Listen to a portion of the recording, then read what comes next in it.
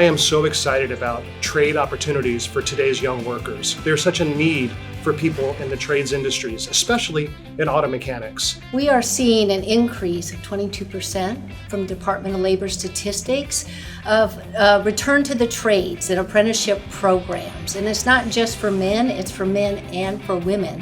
AAA is super excited to be able to partner together with NAPA in order to provide learning opportunities, apprentice opportunities for young American workers. One of the trends that I think is one of our number one concerns, one of our number one issues in this business is finding new tech. The purpose of the AAA Automotive Apprenticeship-Program is to help support that by providing the tools and the catalysts to build on that trend in the industry. We've got a 2-year program where folks can come and work in an approved automotive repair location, learn the trade of being a mechanic while getting paid.